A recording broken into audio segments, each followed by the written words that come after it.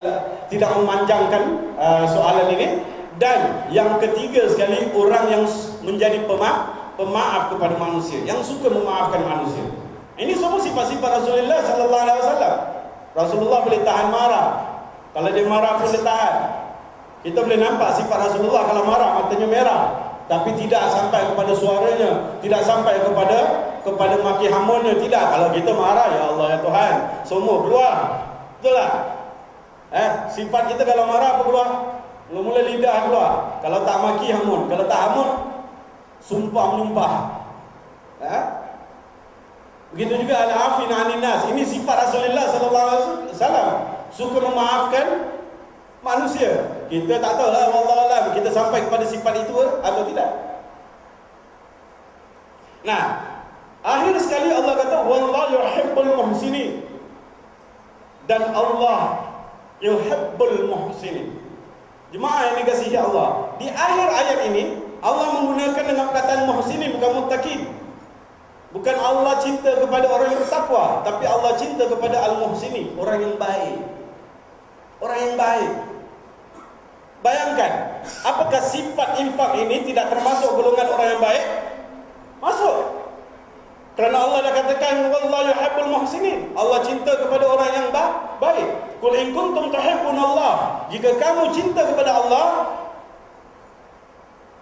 fattabi'uni. Ikutlah aku. Nah, ini sunnah-sunnah Rasulullah sallallahu alaihi wasallam. Maka itu dalam ayat ini Allah kata wallahu yuhibbul muhsinin. Dan Allah cinta kepada orang yang baik. Maka orang yang infak, orang yang suka menginfakkan hartanya di jalan Allah fi sabilillah, bukan jalan manusia ya, bukan fi sabilil syaitan, bukan fi sabilin nas. Bukan di jalan manusia kita nak infak, kita tunggu orang tengok kita infak baru kita infak. Maaf katalah, tak tahulah pandangan masing-masing ya. Kan ada satu riwayat yang mengatakan kepada kita, kalau kita infak tangan kanan, tangan kiri tak nampak ya? Tak? Tangan kanan, tangan kiri tak nampak. Jadi saya pun pernah lah tengok orang infak ini. Dia keluarkan tangan kiri dia, tangan kanan dia, tangan kiri dia sembunyikan belakang. Benar enggak? Benar enggak ni? Pak Ustaz Ahmad Dahri, benar enggak?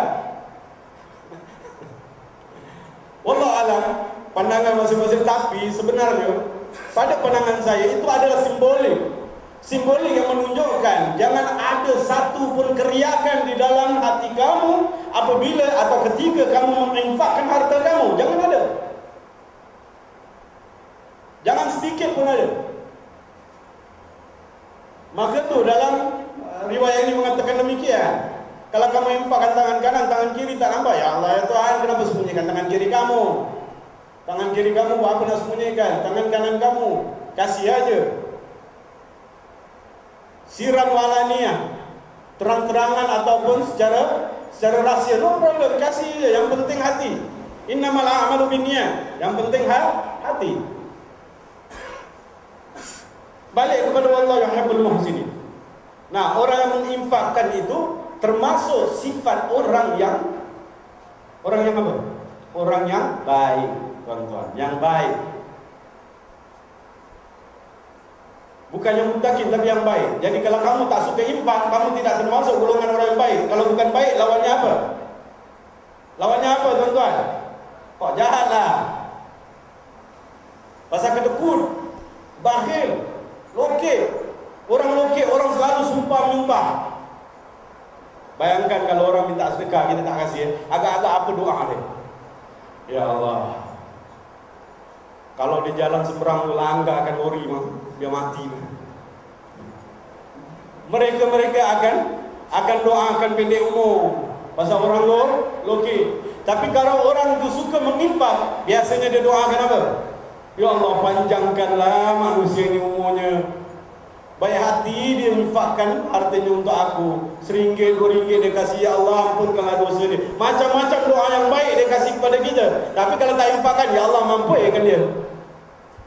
Itu yang dia doakan untuk kita. Bayangkan manusia sendiri tak suka kalau orang yang lokek. Apalagi Allah SWT. Rasulullah SAW bukanlah lah miskin. Rasulullah tak miskin. Rasulullah nak katakan banyak duit juga, tapi duitnya banyak diinfakkan. Infakkan fi sabilillah, untuk orang-orang fakir, untuk peperangan dan sebagainya dan sebagainya dan sebagainya. Kita berapa jauh infak kita? Nah, Allah katakan di akhirnya wallahu yuhibbul muhsinin. Nah, setelah itu Allah teruskan ayatnya dengan walladzina idza fa'alu fahishatan aw zalamu anfusahum dzakarullah fastaghfiru li dzunubihim. Allah katakan wa may yaghfiru dzunuba illa Allah. Dalam ayat ini Allah katakan kepada kita walladzina idza fa'alu fahishatan aw zalamu anfusahum. Orang-orang yang idza fa'alu, yaitu telah melakukan apa? Melakukan fahisyah, melakukan kezaliman atas diri mereka sendiri. Banyak sekali fahisyah. Kalau kita jangan sentuh tentang masalah fahisyah, kita sentuh tentang masalah kezaliman. Apa yang kita zalim? Allah SWT tak pernah zalim kita. Wa ma zalamuna walakin anfusahum yazlimun. Kami tidak menzalimi kamu, tetapi kamulah yang menzalimi diri kamu sendiri. Sifat-sifat yang Allah kata kepada kita di dalam Al-Quran, kalau kita tidak ikut, ini bermakna kita menzalimi diri kita sendiri. Salah satu daripada sifat yang kita menzalimi diri kita sendiri, apabila kita kedekut, kita lokek, kita tak mau keluarkan harta kita, kita simpan untuk sendiri. Itu salah satu daripada kezaliman yang telah kita lakukan, kerana kita menganiaya orang lain. Bukan semua orang Islam ini kaya raya, kerana ada orang-orang Islam yang peringkatnya berbeza. Ada yang gajinya kurang, ada gajinya lebih, ada gajinya lumayan, 4,000, 5,000, ada yang 1,000 lebih. Kalau semua kita simpan duit kita dan tidak mau infak, bagaimana mereka? Akhirnya nanti mereka masuk ke mana? Saya pernah ada satu orang datang kepada saya, minta bantuan duit, datang ke Masjid Al-Akhir, berbual dengan dia, tanyangan dia dah pergi ke MUIS dan sebagainya, bla bla bla bla bla. Banyaklah alasan dia, tapi dia memang tegak orangnya. Memang tegak, ada 400 tulang lagi, masih boleh kerja lagi. Mungkin kerana itulah tak dapat dia minta. Apa kata dia? Satu kata dia, senang. Ustaz, kalau saya pergi gereja, saya masuk atau saya murtad, Ustaz, macam mana pandangan Ustaz? Ini orang yang tak ada keimanan. Tapi itu bukan dia punya alasan. Alasannya kepada kita. Kalau kita memberikan harta kita, kita memberikan infak, mungkin aja dia boleh dapat dibantu juga. Kerana mungkin gaji dia sikit, gaji dia tak mencukupi. Bayangkan nekatnya dia untuk murtad kerana wang. Bagaimana? Siapa yang nak disalahkan sini? Dia atau kita? Itu kalau kita mempunyai sifat yang okey. Nah, kalau ini sifat-sifat yang kita ada dalam diri kita, dalam Al-Quran Allah katakan walladzina idza fa'alu fahishatan aw zalamu anfusahum dzakarullah. Mereka ingat pada Allah Subhanahu wa taala. Ingat apa? Allah Subhanahu wa taala suruh kita infak, ikut Rasulullah sallallahu alaihi wasallam. Kerana kita cinta kepada Rasulullah sallallahu alaihi wasallam.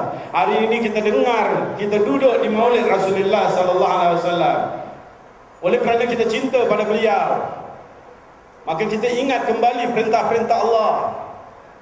Maka Allah katakan orang-orang ini fastaghfaru li dzunubihim. Mereka meminta keampunan ke atas dosa-dosa mereka. Kalau kita mempunyai sifat kedekut atau sifat lokek, sifat baik saat ini, kita hapuskan sekarang juga. Kerana kita nakkan maghfirah Allah Subhanahu wa taala. Kita hapuskan. Kita beri apa yang kita mampu. Tapi jaga-jaga juga, jangan beri semua. Nanti balik isteri tanya, "Bang, mana duit?" Tak ada, dah kasih Haji Muhammad Salih semua. Habis kita nak makan apa? Ya juga. Ada satu sahabat tanya Rasulullah, "Ya Rasulullah, aku ni banyak duit, mana nak kasih?" Rasulullah kata, "Untuk diri kamu."